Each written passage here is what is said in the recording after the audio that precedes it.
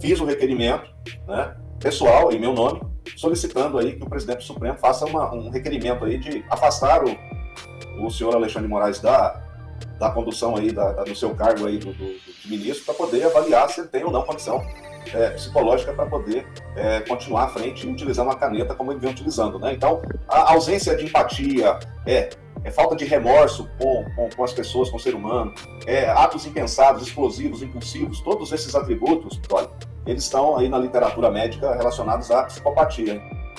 Vejam o que alguém precisa botar a mão na consciência e ver o quão esquizofrênico é dizer que havia uma tentativa de assassinato em curso, ao mesmo tempo que o cara estava se reunindo com o Bolsonaro na casa do Ciro Nogueira, que teoricamente era quem estava tramando o seu assassinato.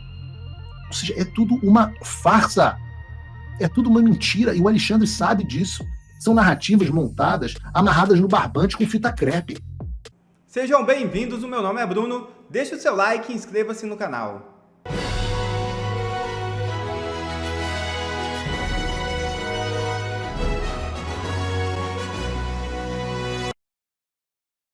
Mendonça cria coragem e cutuca de maneira dolorida o ministro do Gilmar Mendes. É isso mesmo. Gilmar Mendes foi brincar com André Mendonça e tomou uma dura invertida. Mendonça literalmente calou a boca de Gilmar, que fez uma brincadeira maldosa e acabou ouvindo o que não queria. Gilmar disse que Mendonça entendia mais do que ele de extravagâncias. Mendonça respondeu negativamente e soltou o torpedo estonteante, atingindo o mais recente calcanhar de Aquiles do decano.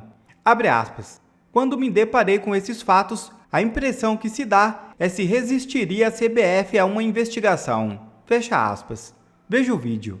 Vossa Excelência tem de extravagâncias mais do que eu. Pode ter certeza que não, ministro Gilmar. Pode ter certeza que não, porque quando eu me deparei com esses fatos, a impressão que dá é se resistiria a CBF a uma investigação.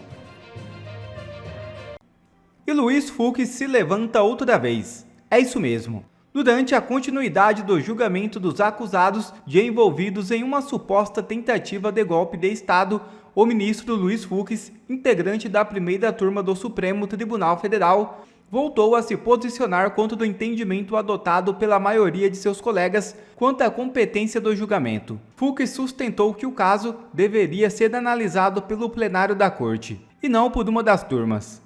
Esse posicionamento já havia sido defendido por Fux em março deste ano, quando o STF decidiu tornar réus os integrantes do chamado Núcleo 1, entre eles o ex-presidente Jair Bolsonaro. Novamente, sua posição não prevaleceu. Os outros 4 ministros da primeira turma rejeitaram os argumentos das defesas e mantiveram a tramitação do processo na própria turma. O motivo de Moraes usar tipóia em julgamento no STF. O ministro rompeu o tendão durante um treino e precisou passar por cirurgia. O ministro Alexandre de Moraes apareceu de tipóia durante o julgamento do Núcleo 2 da suposta tentativa de golpe, que ocorreu na primeira turma na manhã desta terça-feira. Segundo a assessoria do STF, Moraes sofreu um rompimento de tendão durante um treino na academia e, por isso, precisou passar por uma cirurgia. O procedimento ocorreu no feriado prolongado de Páscoa. E advogado de Daniel Silveira pede que Moraes seja afastado para cuidar da saúde mental. É isso mesmo. Agora, doutor Paulo Faria, o senhor fez um protocolo fazendo um pedido de afastamento do ministro Alexandre de Moraes, é isso, doutor? Pitoli, acho que paciência tem limite e também violações às normas e até a questão da própria preservação da corte, né? Fiz ontem um pedido ao presidente do Supremo para que afaste o senhor Alexandre de Moraes e promova aí um tratamento médico urgente para poder avaliar a condição de saúde mental do ilustre ministro, né? Porque estudando aí a literatura, e eu não sou médico, não sou psiquiatra, mas estudando aí os princípios da psiquiatria, os requisitos para essa averiguação, é um direito do cidadão, né? Inclusive tem uma resolução do CNJ lá que os próprios tribunais são obrigados a cuidar da saúde física, mental e psicológica dos seus membros, e foi com base nessa resolução que eu fiz o requerimento, né, pessoal, em meu nome, solicitando aí que o presidente do Supremo faça um requerimento aí de afastar o senhor Alexandre de Moraes da condução aí do seu cargo aí de ministro, para poder avaliar se ele tem ou não condição psicológica para poder continuar à frente utilizando uma caneta como ele vem utilizando, né? Então, a ausência de empatia, falta de remorso com as pessoas, com o ser humano, atos impensados, explosivos, impulsivos, todos esses atributos, olha, eles estão aí na literatura médica relacionados à psicopatia. Então, não restou acontecendo. Esse caso do Oswaldo Eustáquio, da questão aí da intimação, eu nunca vi isso na minha vida, um juiz intimar um embaixador para prestar esclarecimentos. E também o caso de aberração que aconteceu ontem, da decisão em primeira pessoa, eu digo que o juiz ele tem que respeitar o princípio da impessoalidade. O que é o princípio da impessoalidade? Ele tem que usar principalmente de atributos imparciais em suas decisões. Ele não pode usar a primeira pessoa, por exemplo. Eu fiz, eu determinei, eu mandei, eu isso, eu aquilo. Isso é sinônimo de desvio de conduta. Não tem a menor dúvida disso. Então, com base na resolução do CNJ 207 de 2015 e também com base em pesquisas e matérias, nesse caso do The Economist também, que atribuiu algumas condutas inapropriadas a ele, e esse caso do Felipe Martins, como eu disse, que proibiu de ser visto. Felipe Martins proibiu de ser visto. Eu até coloquei uma publicação colocando um saco de pão na cabeça para poder ir para esse julgamento, porque ele não pode ser fotografado. Vai que um veículo desses da extrema imprensa o fotografa dentro do avião, publica e está preso. Já chega preso, algemado, lá no aeroporto. Então, diante de todos esses fatos, esses fatores, Pitoli, e diante desses requisitos, né, que demonstram a ausência, principalmente de remorso, o que acontece com os casos aí do 8 de janeiro, pessoas doentes, o caso do Clesão, que morreu dentro da Papuda por causa da omissão jurisdicional e da incompetência desse cidadão. Então aí não restou outra saída senão fazer o requerimento de afastamento do senhor Alexandre de Moraes do seu cargo, e não é a luta assim, um Dom Quixote de la Mancha, né? Que as pessoas às vezes pensam que é loucura. Não, loucura é o que está acontecendo e não se manifestar, porque a gente sabe muito bem quais são as características da psicopatia. Então, diante desses requisitos, atendidos em sua grande maioria, e com base nos princípios aí de vários psiquiatras, solicitei o afastamento dele e a averiguação médica da sua condição de saúde mental para poder estar à frente do Supremo. Isso é até uma autopreservação, Pitoli, do próprio Supremo Tribunal Federal diante de tudo isso que tem acontecido nos últimos dias. Vamos falar sobre o Felipe Martins e outros, porque hoje a primeira turma do STF se reuniu para julgar a admissibilidade da denúncia contra o Felipe Martins e também seu Inês Vasques, o ex-chefe da PRF, o coronel Marcelo Câmara, ex-ajudante de ordens, ex-assessor especial e depois ajudante de ordens do Bolsonaro, o Fernando Oliveira, delegado da Polícia Federal, Marília Alencar, ex-diretora do Ministério da Justiça, que eu nem sabia que tinha sido denunciada, porque eu não sei nem quem é, e o general Mário Fernandes, que fazia parte da Secretaria-Geral da Presidência da República. E eu digo que esse julgamento é uma vergonha por si só, mas o Alexandre de Moraes consegue, há sempre um fundo do poço no que faz o Alexandre. Porque vejam essa matéria que saiu em todos os jornais, mas também foi reproduzida no Paulo Figueiredo Show, onde Moraes diz que Felipe Martins pode ser preso se filmado em julgamento. E filmado. Segundo Alexandre, abre aspas, olhem a loucura, olha o estado de loucura no qual nós ainda nos encontramos no Brasil. Abre aspas, todas as demais cautelares continuam em vigor, ressaltando-se novamente que não deverão ser realizadas ou divulgadas imagens do julgamento ou de seu deslocamento, mesmo que por terceiros, sob pena de multa e conversão imediata em prisão, nos termos do tarará do Código Penal, artigo 312, inciso 1º do Código do Xandaquistão.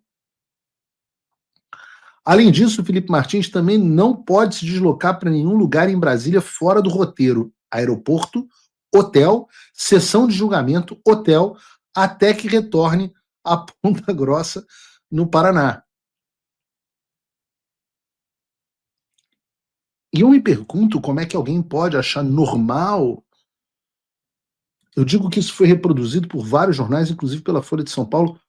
Como alguém ainda pode achar normal a situação do Felipe Martins? Como os integrantes da imprensa tratam isso com normalidade? E não como o absurdo e o escárnio que isso é. Uma pessoa que foi presa ilegalmente. Comparem com o tratamento dos presos da Lava Jato. O Lula, eu já mostrei aqui no programa, deu uma centena de entrevistas preso. O Felipe Martins não pode ser filmado. Ora, essa é a versão moderna de jogar o sujeito dentro de um carro. O Figueiredo foi preso pela ditadura Vargas e o meu avô recebia pensão como órfão de militar enquanto o pai ainda estava vivo.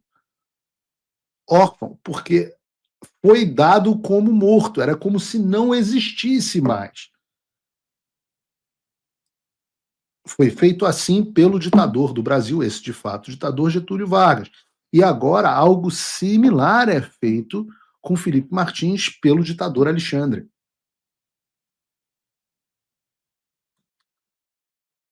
E eu estou assistindo o julgamento e eis que vem um momento que me chama a atenção, porque foi uma fala do advogado do Coronel Câmara, o doutor Eduardo Kuntz, que, se eu não me engano, já esteve aqui no Paulo Figueiredo Show, sendo entrevistado, e o doutor Eduardo Kuntz, na sua sustentação oral, fala duas coisas interessantíssimas. A primeira delas é que, apesar de estar sendo denunciado e está sendo recebida a denúncia do Supremo Tribunal Federal, assim como eu, o Coronel Câmara jamais foi ouvido no processo. Ou seja, o cara foi denunciado sem ouvirem a versão dele. Ok.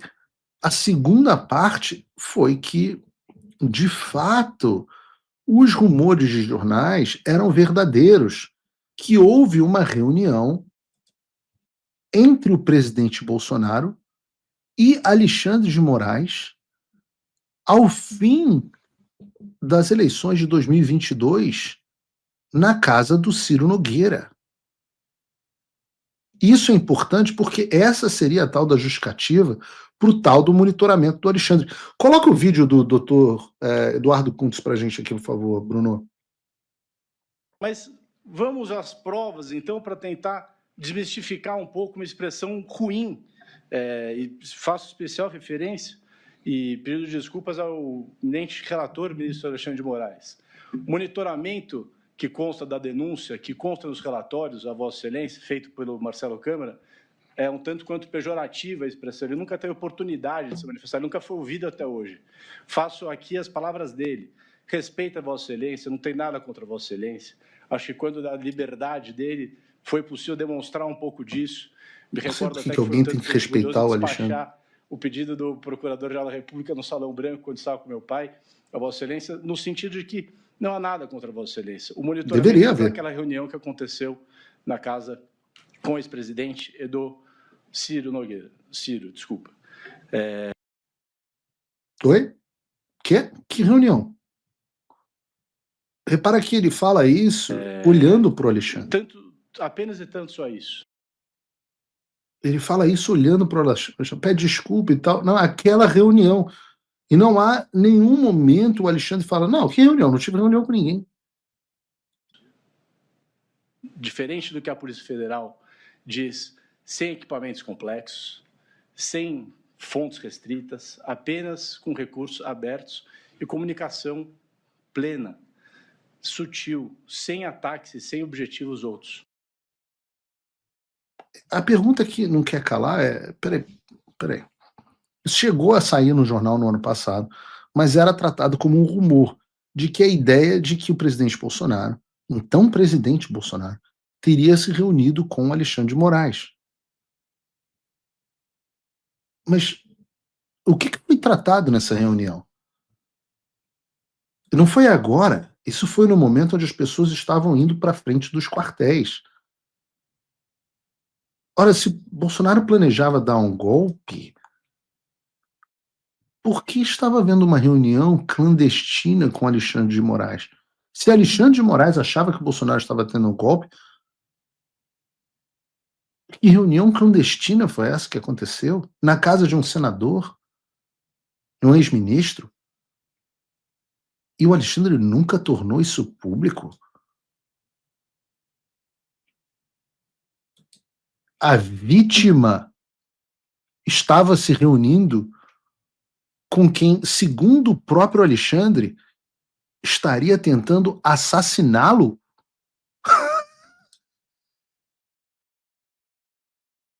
Que loucura é essa? E nunca, isso não consta nos relatórios da Polícia Federal, isso não consta na denúncia, isso não consta nas decisões. E por que isso é fundamental? Porque toda a ideia de que Bolsonaro estaria monitorando o Alexandre através do seu assessor para assassiná-lo era baseada nas conversas do Câmara, dizendo, não, ele está agora em São Paulo, ele agora está não sei aonde.